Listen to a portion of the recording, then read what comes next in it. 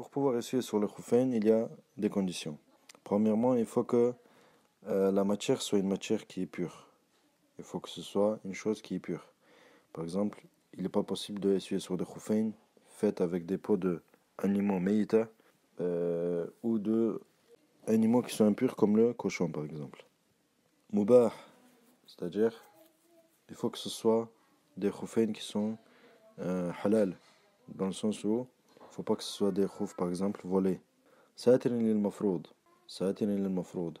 Et ça, c'est l'avis des 4 imams. Il faut que le khoufain, il couvre la partie du pied qui est obligatoire à laver. C'est-à-dire les 2 os ou de la cheville inclus. Donc si par exemple quelqu'un il porte, comme de nos jours, il y a des chaussettes qui sont en dessous des chevilles.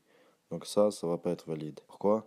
Ils ont dit, parce que la partie qui est apparente se lave et la partie qui est cachée s'essuie. Et donc quelqu'un qui envoie une partie de son pied, normalement il aurait dû laver la partie apparente et essuyer la partie qui est cachée. Et ça c'est une chose qui est impossible.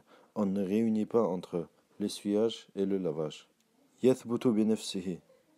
L'auteur il a dit yathbutu bi nafsihi, c'est-à-dire ce khouf il doit tenir par lui-même.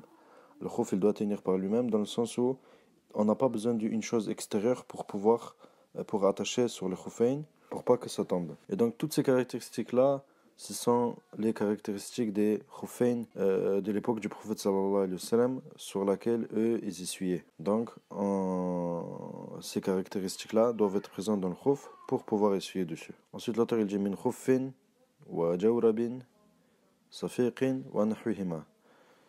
Il dit que ce soit un khouf ou une chaussette épaisse. C'est-à-dire pour pouvoir essuyer sur les chaussettes, il faut que ce soit des chaussettes épaisses. Et ça exclut des chaussettes qui sont fines ou comme les collants des femmes, etc.